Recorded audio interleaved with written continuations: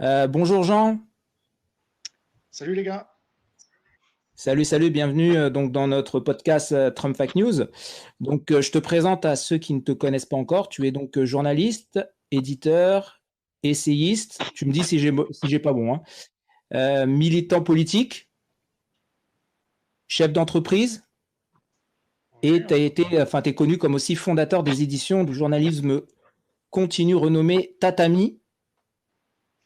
ouais, alors malheureusement, la maison s'est arrêtée il y a 2 ans déjà, Ouais, parce que on avait édité des livres qui avaient été censurés vraiment trop, et donc on joignait plus les deux bouts. Mais maintenant, je m'auto-édite sur Amazon, tu sais, maintenant j'encourage les gens à le faire d'ailleurs, c'est super simple. ouais.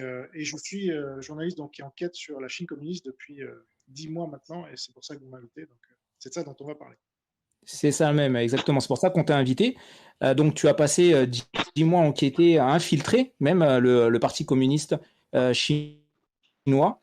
Donc, on voulait avoir ton avis dessus parce que c'est un peu, quand tu parles du Parti communiste chinois, c'est un peu mystérieux. Enfin, tu sais, il y a beaucoup de légendes dessus. Donc, on voulait savoir un petit peu le vrai du faux.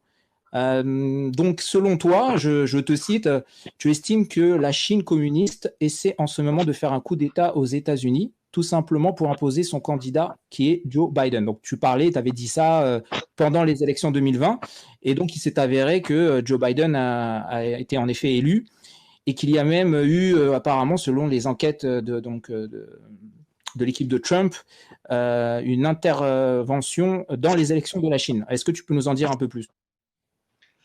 Ouais, donc selon moi, Biden n'a pas été élu, hein, il a fait un coup d'État. Donc c'est le contraire d'être élu. Il s'est imposé par la force, par l'oligarchie, donc au sens large aux États-Unis, c'est-à-dire le big tech, les géants de l'Internet, qui l'ont vraiment.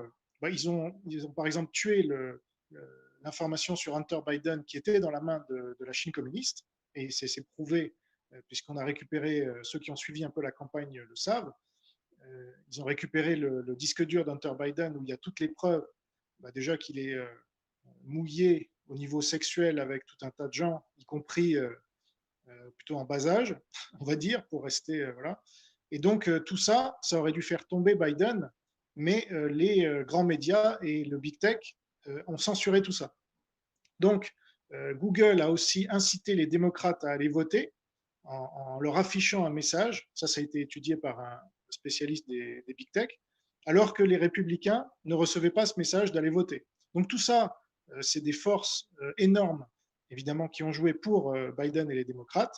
Et à contrario, Trump a été diabolisé, comme on le sait, et en plus, il y a eu des fraudes. Alors, la Chine est impliquée à de multiples manières, avec toutes les émeutes, parce que Soros, avec le financement des Antifa et des BLM, roule aussi pour la Chine communiste, mais indirectement. Donc, ils ont fait toutes ces émeutes pour faire passer Trump pour quelqu'un qui ne savait pas maintenir la paix aux États-Unis, alors que c'était dans les États démocrates. Donc, ça, c'était plutôt pendant l'été. Et puis, après, avec la pandémie, surtout, c'est ça le rôle principal de la Chine communiste, c'est d'avoir balancé ce virus volontairement fin 2019 pour que l'année 2020 soit complètement perturbée, qui était l'année électorale donc, soit complètement perturbée par cette pandémie et que les démocrates puissent imposer le vote à distance qui allait leur permettre de faire toute leur fraude qui, comme on le sait, quand on a suivi, là il y a Peter Navarro, qui est un ancien conseiller de Trump, qui a sorti un dossier très complet auquel je renvoie les gens qui parlent anglais.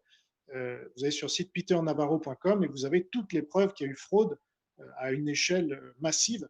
Donc ça, c'est grâce à la Chine, grâce à Xi Jinping, donc le grand copain de Biden.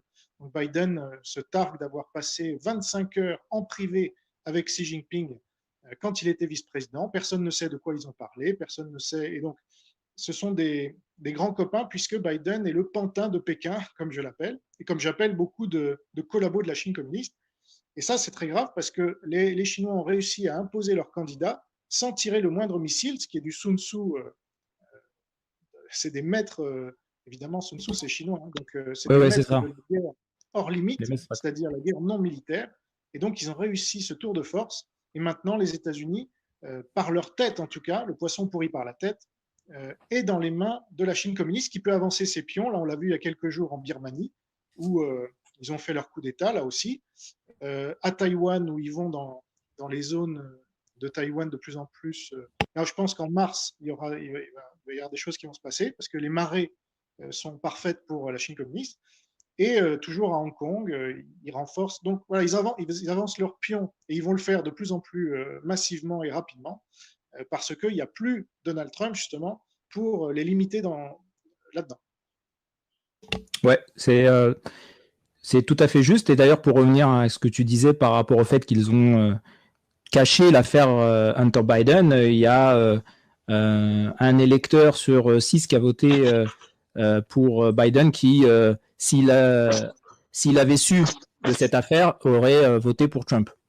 Donc, mission accomplie, en tout cas, ils ont réussi leur coup, quoi. Parce finalement, ils ont parlé de cette affaire après le 3 novembre, donc après les élections américaines. C'est là que c'est sorti tout d'un coup, alors que le New York Post l'avait déjà sorti bien avant, mais que Twitter, comme par magie, a décidé de censurer le post du New York Post, quoi.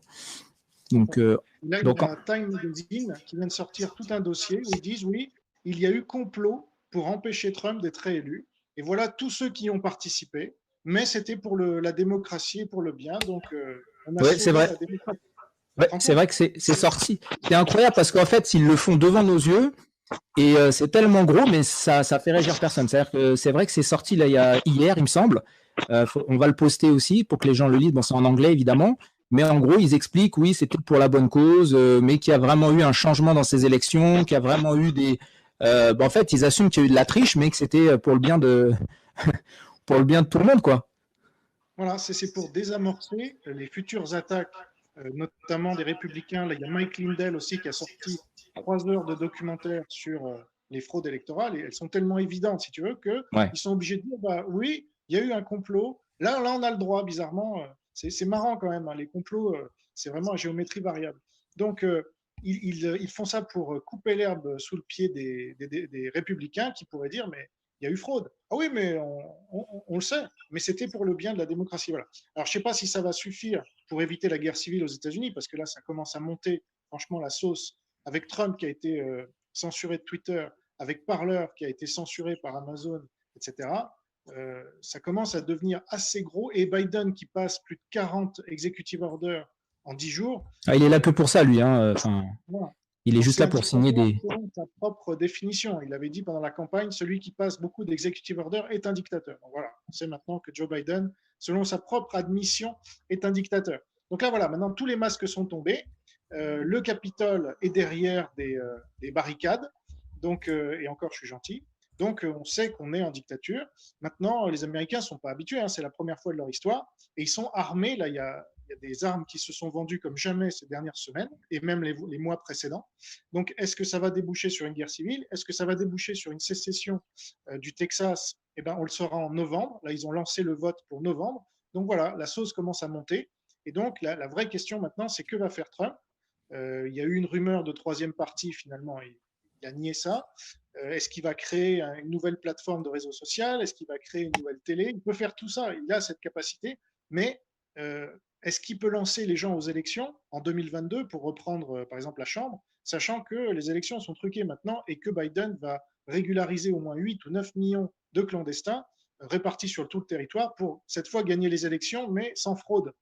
Par contre, avec la régularisation de tous ces clandestins. Donc là, vraiment, je pense que l'armée aura un rôle à jouer, mais le haut commandement vient de virer tous les pro-Trump que Trump avait mis à la place des pro-Obama avant. Donc ça devient de plus en plus compliqué. Et le dernier recours, c'est le peuple. Et le peuple, il est armé là-bas. Donc ça peut faire mal.